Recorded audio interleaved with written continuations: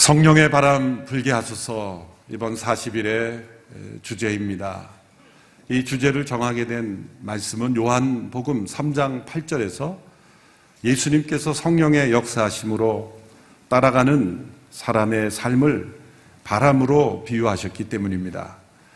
예수님께서는 종종 하나님에 속한 진리를 설명할 때 자연을 이용하셔서 설명하셨습니다. 씨 뿌리는 비유를 비롯하여 여러 다양한 그런 자연의 현상들을 사용하셔서 영적 진리를 우리에게 설명해 주셨습니다.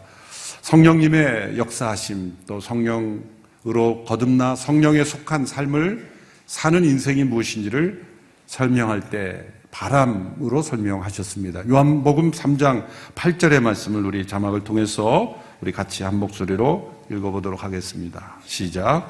바람은 불고 싶은 대로 분다. 너는 그 소리를 듣지만 바람이 어디서 오는지 어디로 가는지 알지 못한다.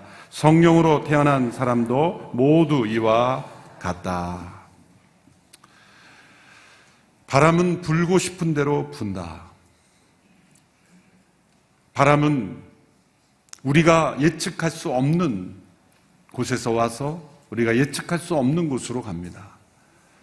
바람은 우리 마음대로 조종할 수가 없는 것이죠. 아무리 과학이 발달한다 할지라도 부는 바람을 일으킬 수는 없는 것입니다. 바람이 부는 것을 파악하고 그리고 그 바람의 양을 측정하고 그것을 보여줄 수는 있어도 바람이 어디서부터 시작됐는지 또 바람이 어디로 가는지는 우리는 알 수가 없다. 그 바람은 불고 싶은 대로 부는 것이다. 성령님은 우리 마음대로 우리가 조절하고 우리가 움직일 수 있는 분이 아니라는 거죠. 성령님의 역사하심은 성령님의 주권대로 움직이는 것이다. 우리가 그 성령님의 움직임에 따라가야 하는 것이죠. 바람이 임의로 부는 것은, 자유롭게 부는 것은 무질서하게 분다는 것이 아닙니다. 거기에는 법칙이 있습니다. 바람이 부는 법칙이 있습니다. 어떠한 상황, 어떠한 조건이 되면 바람은 일어나고 또 바람은 불게 되는 것이죠. 바람이 부는 방향에는 어떠한 일정한 법칙이 있다는 것이죠. 성령님의 역사하시면은 영적 법칙이 있습니다. 그 법칙을 우리가 깨달으면 성령의 역사하심을 체험하고 또 성령의 역사하심의 통로가 될 수 있다는 거죠. 성령님은 예수 그리스도의 영이시며 예수 그리스도가 어떤 분이신지를 우리에게 깨닫게 하시며 또한 예수 그리스도가 전해지는 일에 역사하시며 하나님의 나라가 임하는 일에 역사하시고 또 성도들이 사람들이 거룩하게 되는 일에 역사하십니다. 죄를 깨닫게 하시고 회개케 하시고 변화시키시고 또 사람들의 성품을 변화시키시고 하나님의 살아계심을 이 땅 위에 나타내는 일에 성령님이 역사하시고 복음이 온 세상에 전해지는 일에 성령님이 역사하시는 성령님의 역사하심의 법칙이죠. 40일 동안 우리가 살펴볼 말씀들은 다 성령님에 관한 말씀입니다. 성경 전체에서 나타난 성령님에 관한 모든 말씀은 다 살펴볼 수 없지만 중요한 말씀들을 다 살펴보게 될 때 성령님의 바람처럼 자유롭게 임의로 부시는 성령님은 이러한 영적 법칙에 따라 일하시는구나. 그것을 우리가 깨닫고 성령님께서 주시는 그 영적 자유를 우리가 함께 누릴 수 있게 되기를 바랍니다. 내가 성령님을 좌지우지 움직이는 성령님의 어떤 에너지나 힘이나 어떤 물질처럼 생각하는 그런 잘못된 생각에서 벗어나 성령님이 지금 어떻게 바람을 불고 계신가 그것을 깨닫고 그 법칙대로 함께 성령님과 동행하는 그런 삶이 되기를 소망하는 것입니다. 두 번째로 그 소리를 듣되 우리가 바람 소리를 듣습니다. 소리를 들을 뿐만 아니라 바람을 느낍니다. 오늘 아침에도 우리가 함께 집에서 나올 때 참 바람을 느꼈지 않습니까? 바람을 느끼고 바람의 소리를 듣고 그 바람을 체험하듯이 성령님의 실제는 느끼고 듣고 체험할 수 있다는 것이죠. 너희가 바람 소리를 듣는 것처럼 성령의 음성을 들을 수 있다. 바람을 느끼듯이 너희가 성령님을 느낄 수 있다. 바람을 체험하듯이 성령님을 체험할 수 있다. 군대에서 훈련을 받을 때, 소대장 훈련을 받을 때 들었던 한 강의에서 이런 강의가 있었어요. 동굴 속에 이제 고립되었을 때 캄캄한 그 동굴에서 어떻게 빠져나올 수 있을까? 손가락 끝에 이렇게 침을 묻혀서 이렇게 방향을 가만히 돌려보라는 거죠. 그래서 그 바람이 부는 쪽에 그 손가락이 있으면 더 시원해지겠죠. 그쪽 방향이 바람이 불어오는 쪽이기 때문에 그쪽이 탈출구가 있을 가능성이 높다. 그래서 그렇게 찾아가 보라는 거죠. 때로 우리의 영혼이 아무것도 느껴지지 않고 어디로 가야 될지 모를 때 성령님께서 어떤 바람을 부르신지 그것을 우리가 민감하게 느끼고 그 바람의 방향으로 우리가 함께 따라갈 때 성령님과 함께 동행할 수 있는 것이다. 여러분, 성령님의 음성은 들을 수 있습니다. 성령님의 살아계심은 체험할 수 있는 것입니다. 내가 지금까지 한 번도 경험하지 못했다고 해서 존재하지 않는다고 부인하면 그것은 교만한 것이죠. 그것만큼 어리석은 일이 없는 것이죠.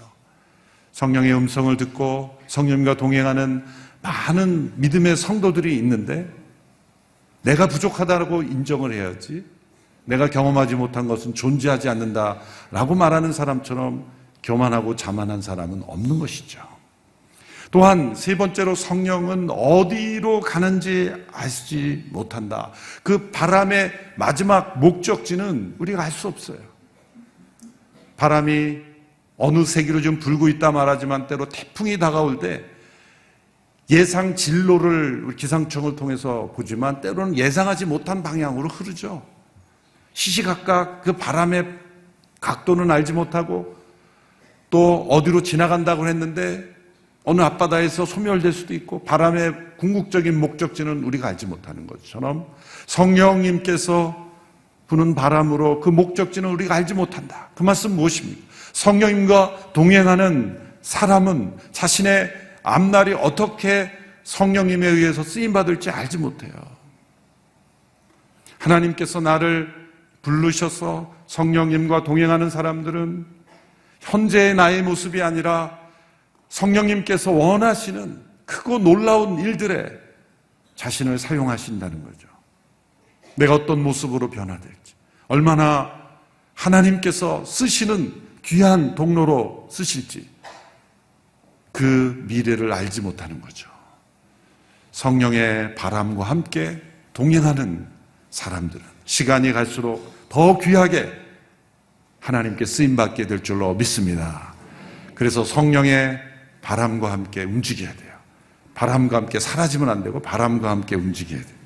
성령의 바람에 내 영혼에 불고 우리 공동체에, 우리 온누리교회의 불무로 우리 모두가 성령의 바람을 민감하게 느끼고 체험하고 동행하는 우리 모두가 되기를 축원합니다. 믿음의 생활은 어려운 것이 아닙니다. 불가능한 것입니다. 성령님의 역사가 없다면 우리는 믿음을 고백할 수도 없고 예수님이 누구인지 알 수도 없고 우리가 예수 그리스도에 관한 복음, 예수 그리스도의 진리를 깨닫고 고백하는 것은 이미 성령님께서 역사하신 것이죠. 그렇지만 깨닫고 믿음으로 고백한 것에 머무르서서는 부족하다는 것을 우리는 깨닫습니다. 다 예수님을 주로 고백하고 믿는다고 하면서도 세상의 죄에 빠져 악에 무너져서 때로는 타락하고 시험에 들고 그 죄에 지는 경우가 얼마나 많습니까? 예수님을 주로 고백하는 믿음이면 됐다라고 생각하는 것 자체가 엄청난 교만이 들어온 것이죠. 성경에서는 분명히 우리가 능력으로 충만한 삶, 또 성령으로 충만해져서 죄를 이기고 세상을 이기고 시험을 이기고 또 예수님을 증거하는 능력의 삶으로 우리가 나아가는 삶의 여정이 있는데 예수님 믿었으니 됐다라고 생각하며 내 안에 성령님 계시니 됐다, 예수님 믿으면 됐다, 천국이 보장된 됐다라고 생각하고 이 능력으로 충만한 삶을 추구하지 않을 때 우리는 세상에 휩쓸려 버리는 것이죠. 그래서 우리는 이 성령의 충만함을 사모해야 하는 것입니다. 놀랍게도 여러 성도들 가운데 오해와 두려움이 많아요. 성령으로 충만하면 이상해지는 줄 알아요. 광신적으로 변하는 줄 알아요. 그래서 성령님을 사양합니다. 성령님, 저는 충만까지는 원치 않습니다. 그냥 제정신으로 살겠습니다. 그런 식으로 대하는 경우가 많은데, 제정신으로 살면 우리는 무너집니다. 우리의 정신으로 믿음 생활하는 게 아니라 우리는 성령의 이끌림을 받아 믿음 생활하는 거예요. 성령의 이끌림을 받아 온누리교회에 와서 신앙생활하고 충만함을 경험하다가 어느 한순간에 제정신을 차려보니 내가 여기 왜 있지? 그러면서 자기가 원하는 대로 사는 거예요. 그것이 믿음이 무너지는 시작입니다. 우리는 제정신으로 사는 게 아니라 성령의 이끌림에 따라 사는 거예요. 신앙생활은 처음부터 끝까지 성령의 이끌리심을 따라, 성령의 바람을 따라 살아가는 인생입니다.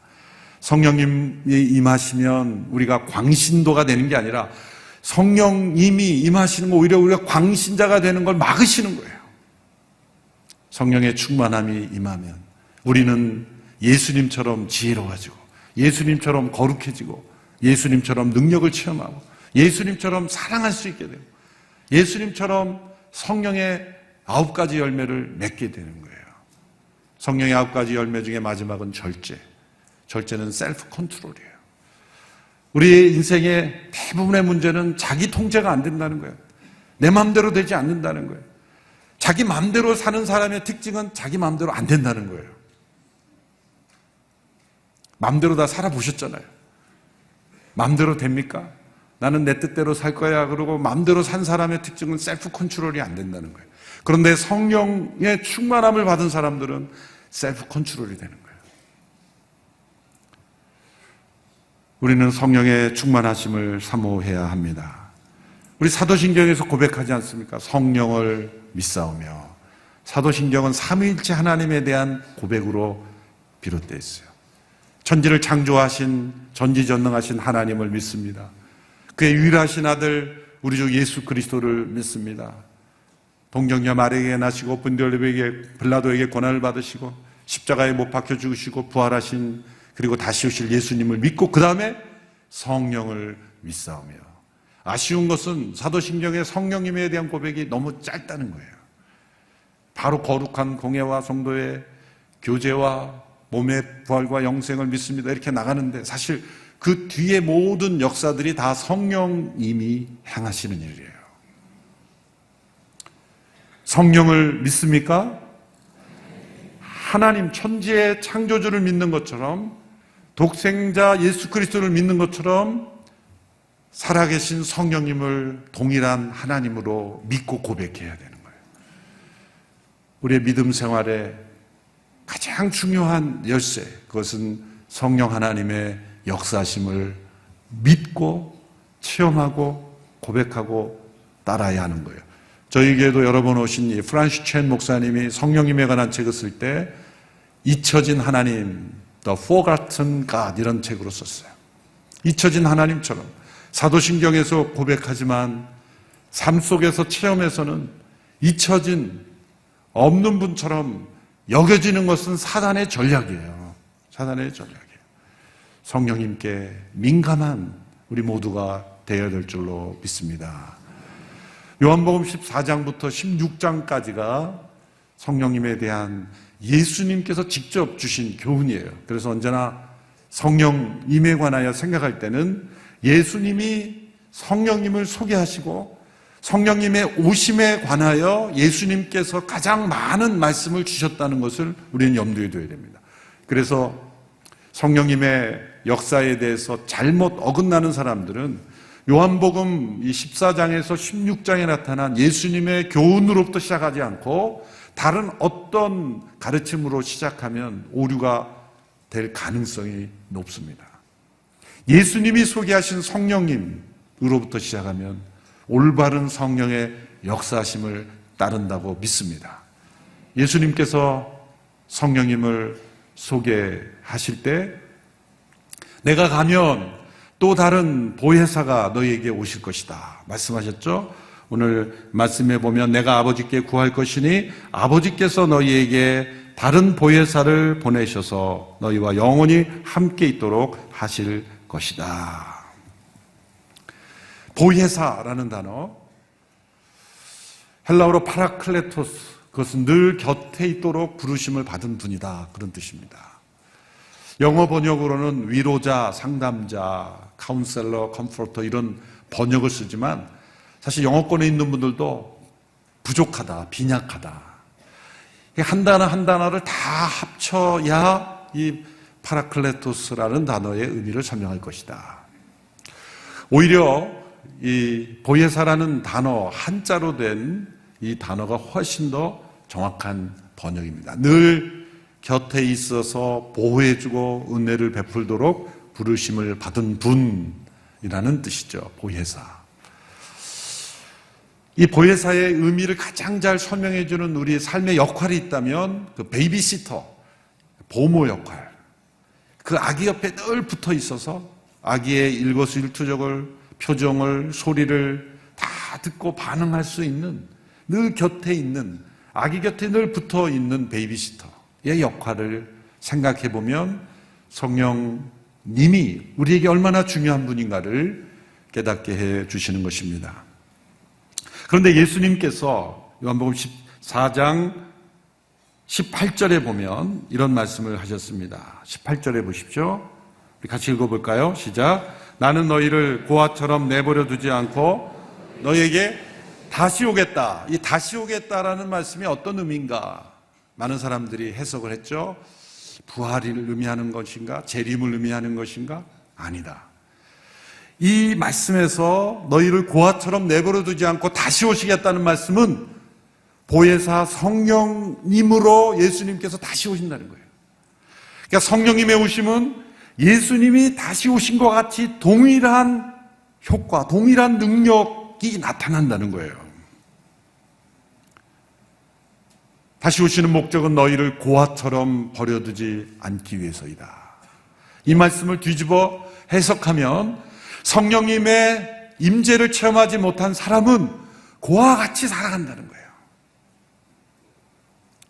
여러분, 고아의 삶을 경험해 보신 분이 혹시 있을 거예요. 얼마나 외롭고 힘듭니까? 어느 누구도 의지할 바가 없는 그런 외롭고 힘겨운 인생이에요.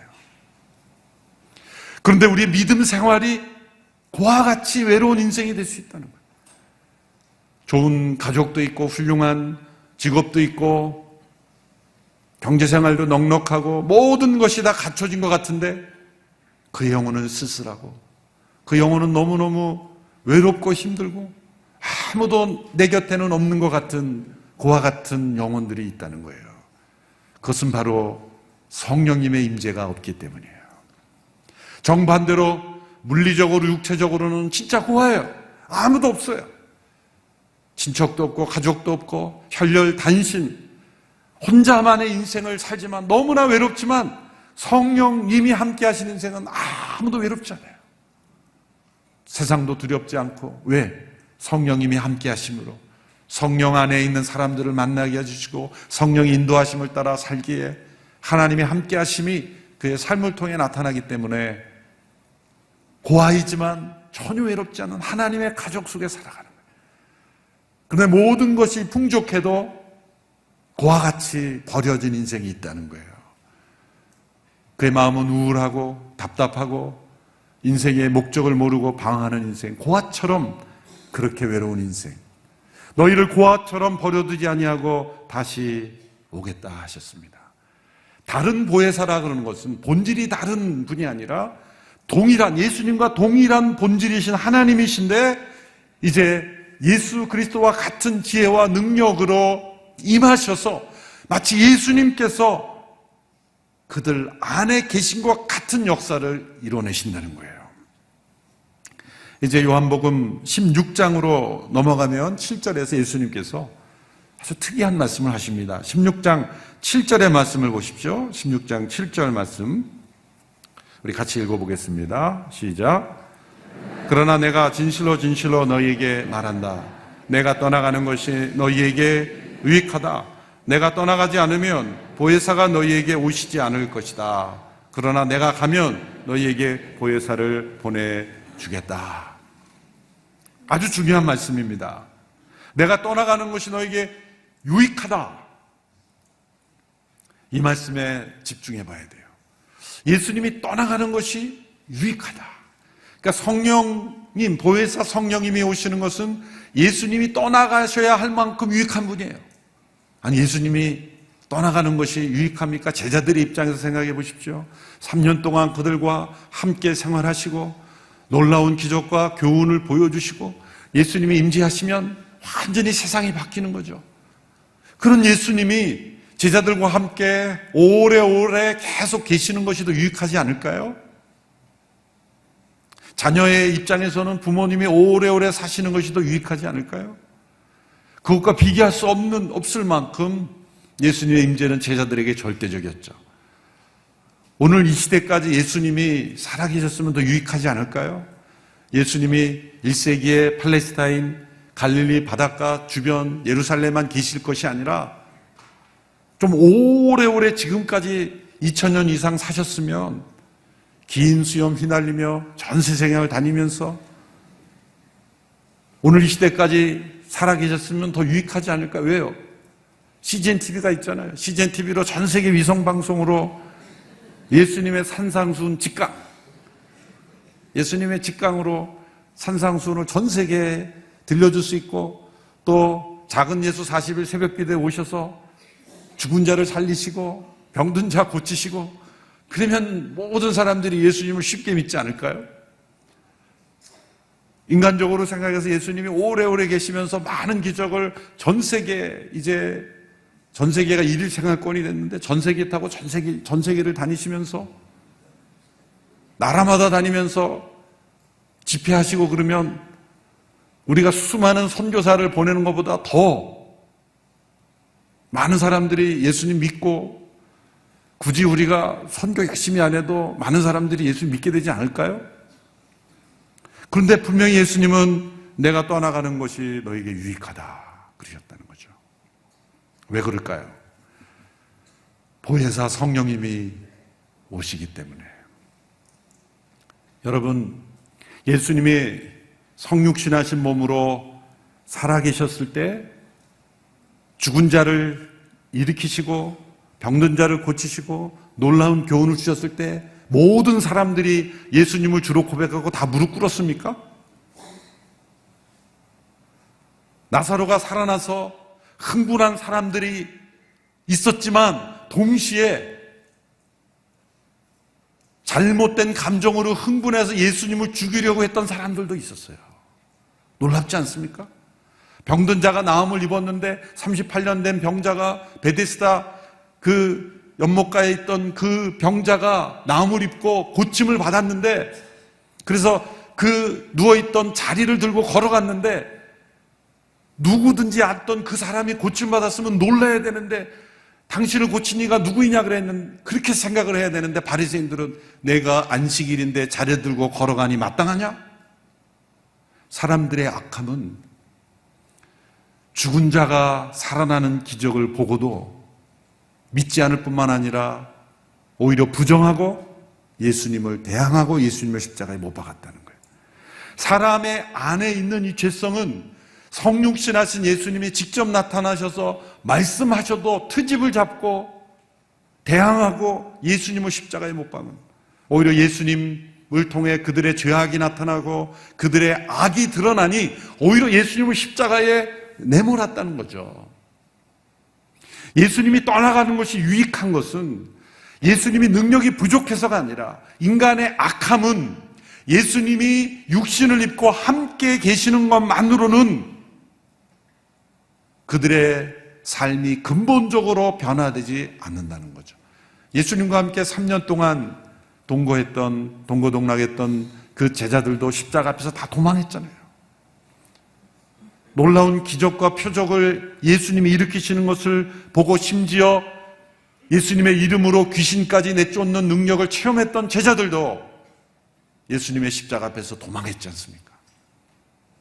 그것은 하나님의 이 구원의 역사 속에 성육신하신 예수님이 함께 계시는 것은 진행 단계일 뿐이다. 하나님의 구원 역사의 단계에서는 보혜사 성령님이 오셔야 제자들이 근본적으로 변화되고, 심지어 물리적으로 예수님을 눈으로 보지 못해도 그들 안에 예수님이 임재하신 것 같은 능력이 나타나는 역사가 일어난다는 거죠. 그래서 예수님께서 보혜사 성령님을 설명할 때 14장 17절에 이렇게 설명하셨죠. 그분은 진리의 영이다. 세상은 그분을 볼 수도 없고 알 수도 없기 때문에 그분을 받아들일 수가 없다. 그러나 너희는 그분을 안다. 그분이 너희와 함께 계시고 또 너희 안에 계실 것이기 때문이다. 단어가 중요한 거죠.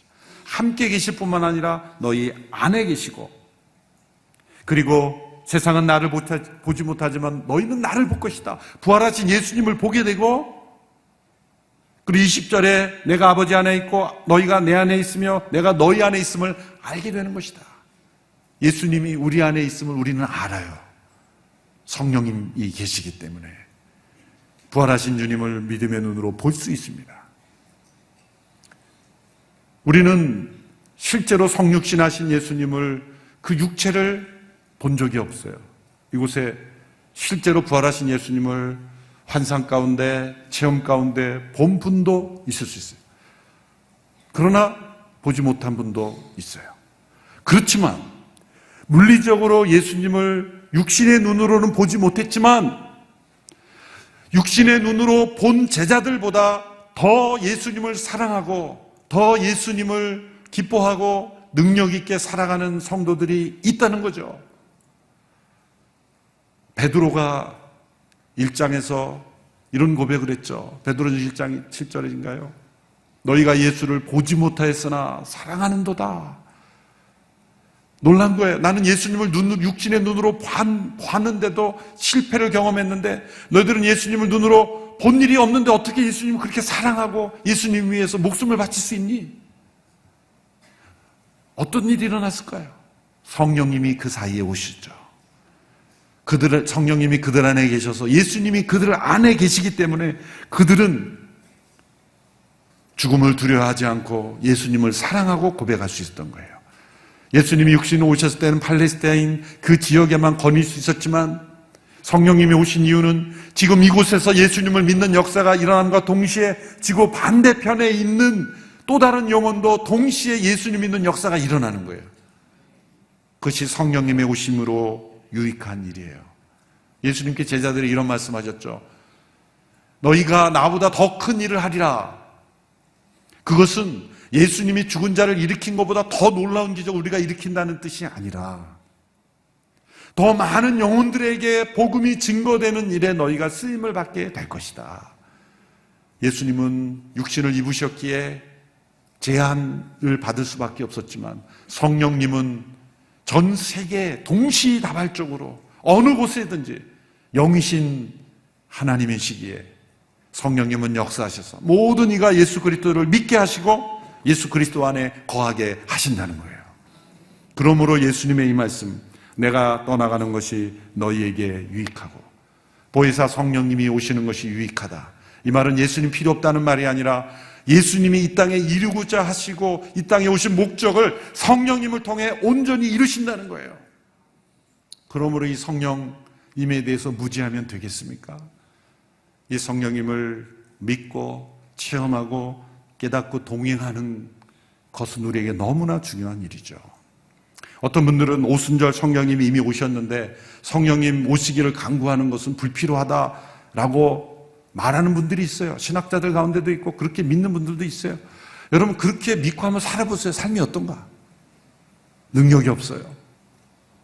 말씀은 잘 아는 것 같은데 삶의 체험이 없어요. 오순절 성령 강림이 임하셔서 구할 필요가 없으면 그 당시에 있었던 사람들은 자동적으로 다 성령님의 역사였어요. 아닙니다.